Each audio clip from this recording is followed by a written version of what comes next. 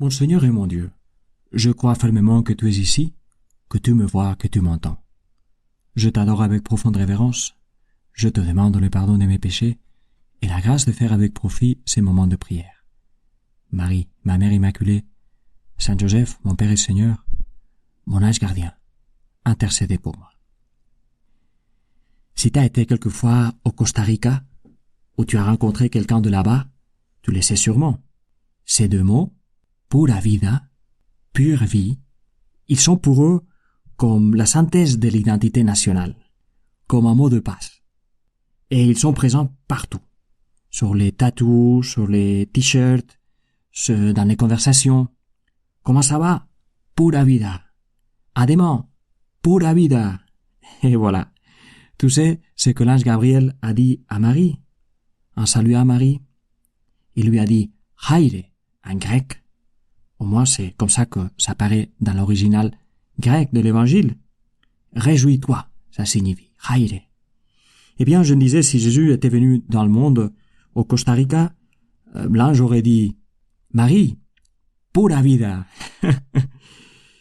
Eh bien, pura vida. J'ai écouté pour la première fois cette expression au séminaire quand j'étais à Rome.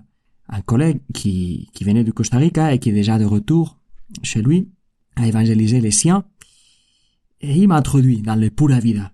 Il le disait, voilà, à tout moment. Et depuis le début, ça m'a captivé. Et en fait, je ne pense pas que ça puisse déplaire à qui que ce soit. Il faudrait être vraiment dans l'amertume pour que le pura vida ne plaise pas, n'est-ce pas? Comme celui-là qu'on lui disait bonjour et il disait, qu'est-ce qu'il y a de bon? Eh bien, qu'est-ce que ça signifie, pura vida? Ça signifie beaucoup de choses si on pose la question à quelqu'un du Costa Rica. Mais moi, je pense qu'on peut le résumer comme ça. Joie de vivre. Joie de vivre. C'est la joie, je te le disais, je pense, il y a quelques jours, c'est la joie dans l'état le plus pur. La joie de vivre. Eh bien, ça signifie que le fait d'être vivant, même si on peut avoir des problèmes de santé, d'argent, de travail, le fait d'avoir reçu la vie, c'est une bénédiction. La vie, malgré toutes ses limites, est une bénédiction. Et donc, dire pura vida, c'est vivre installé dans la reconnaissance, au lieu de vivre comme souvent, n'est-ce pas, dans la plante, dans tout ce qui ne va pas. Et donc, dire pura vida, c'est jouir de ce que nous avons, remercier parce que nous l'avons, et même le désirer pour les autres. N'est-ce pas? En anglais, on dit all the best, ou ici en Suisse, on dit tout de bon. Eh bien, on est comme ça, on dit quelque chose de semblable. C'est pas l'intensité, n'est-ce pas, de pura vida de Costa Rica, mais c'est la même idée, n'est-ce pas? Eh bien, voici ce qui me venait à l'esprit, Jésus, en méditant l'évangile d'aujourd'hui. Parce qu'il y a ces Sadducéens qui s'approchent de toi avec une histoire byzantine à laquelle eux-mêmes ne sont pas vraiment intéressés. Ils veulent tout simplement t'entortiller.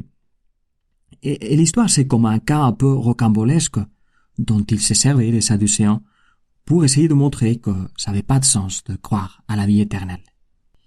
Et le fait, c'est que Moïse avait indiqué que si une femme restait veuve, eh bien, le frère du défunt devait la prendre comme femme.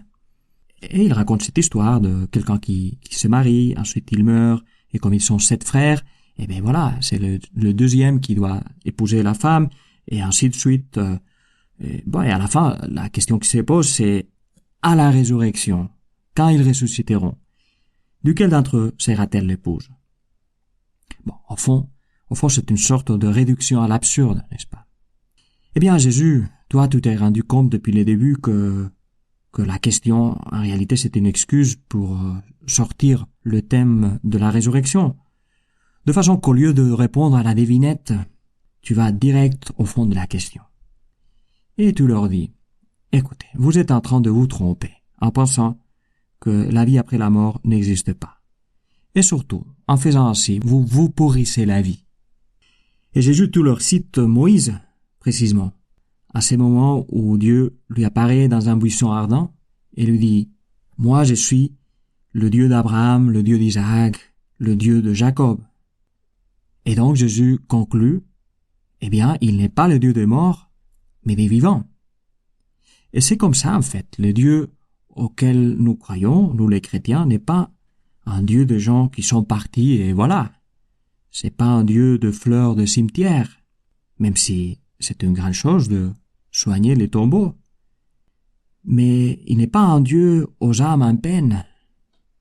Il est un Dieu des vivants. Pura vida. Oui, pure vie. Ils sont vivants parce qu'ils sont avec Dieu. Ils ne sont pas encore ressuscités parce que pour ça il faut vraiment attendre à la fin de l'histoire. C'est là que nous pourrons tous ressusciter. Mais ils sont vivants. Sûrement avec beaucoup plus d'envie de vivre que quand ils étaient encore ici sur terre. Et tu peux être sûr que Dieu sait faire en sorte que l'attente de la résurrection ne leur semble pas longue. De même que un film, une série, un roman ne te semble pas long quand tu es accroché. Bref, Jésus dit aux Sadducéens, vous n'y comprenez rien. Vous vous égarez complètement. Va regarder dans l'Évangile, il y a peu de fois où Jésus parle comme ça, de s'égarer complètement. Pourquoi? Parce que se tromper à propos de la vie après la mort, c'est vraiment se tromper dans quelque chose d'important. Tu te souviens ce que Saint Paul dit? Si les morts ne ressuscitent pas, mangeons et buvons, car demain nous mourrons. Et en fait, regarde, même si on croit à la vie après la mort, nous tendons à la voir un peu comme un bonus, comme quelque chose beau, oui, qui s'ajoute à la vie ici. Mais en fait, qu'est-ce que ça fait 70, 80, 90 ans à côté de l'éternité? Là, excusez-moi, je compte à la Suisse ou à la Belge. Mais voilà, c'est quoi, n'est-ce pas, c'est quoi l'éternité? C'est le 99.9999, n'est-ce pas, 99.9 périodique de notre vie.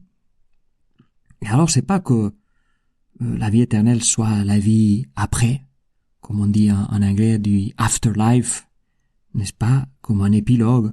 Non, c'est plutôt le contraire, c'est que la vie ici, c'est plutôt un pre-life, c'est une dégustation, un apéro de la vie après, qui est la vraie vie.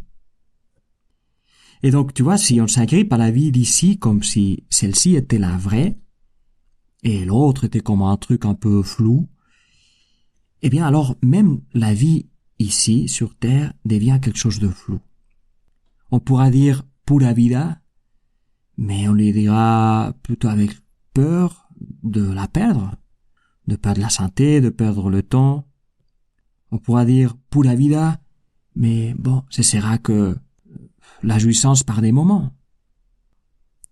Donc tu vois, on dit seulement pura vida vraiment, du fond du cœur, quand on vit déjà ici et maintenant, en sachant que notre passage sur terre, c'est un apéro du ciel. Et d'un ciel qui n'est pas un lieu où les âmes flottent parmi des nuages de coton et des gazouillements angéliques, mais un lieu où on jouit de tout ce qu'il y a de bon dans cette vie, où on dit vraiment pura vida, mais sans égoïsme, sans vanité, sans jalousie, sans anxiété, sans rancœur, sans des bêtises, sans tout ce qui enlève de la vie à la vie. Le ciel, c'est vraiment pura vida, c'est la jouissance, mais avec Dieu et avec les autres. Et en fait, ça c'est la seule vraie jouissance. Et donc c'est pour ça, Jésus, que pour répondre à ces Sadducéens, t'es allé chercher ces lieux de l'Écriture où Dieu, ou toi-même, tu t'es fait appeler avec le nom d'Abraham, d'Isaac, de Jacob, d'Arthur, de Maël, d'Alice, de Roge. Le ciel est le lieu où il n'y a pas de pura vida, de pure vie égoïste. C'est le lieu où tout le monde vibre avec les affaires de tous. Et toi et moi, si nous croyons vraiment en Jésus, eh bien nous sommes appelés à être des témoins de ce ciel-là. Pas comme quelque chose qui arrivera à quelques moments dans l'avenir, mais comme un lieu où on est déjà en train d'habiter, de vivre maintenant. Et comment? Eh bien, en jouissant de la vie ici sur terre, comme on en jouira au ciel. En vivant le pura vida comme Jésus l'a vécu. En dégonflant ces moi qui toujours veut se gonfler et occuper tout l'espace. Et c'est ça, en fait, qui enlève de la vie à la vie. Eh bien, si on essaye de vivre comme toi, Jésus, de jouir comme toi, alors nous pourrons dire, sincèrement, à tout moment comme toi, pura vida. Je te remercie, mon Dieu, des bonnes résolutions, des actes d'amour et des inspirations que tu m'as communiquées dans cette méditation. Je te demande de m'aider à les mettre en pratique. Marie, ma Mère Immaculée, Saint Joseph, mon Père et Seigneur, mon ange gardien, intercédez pour moi.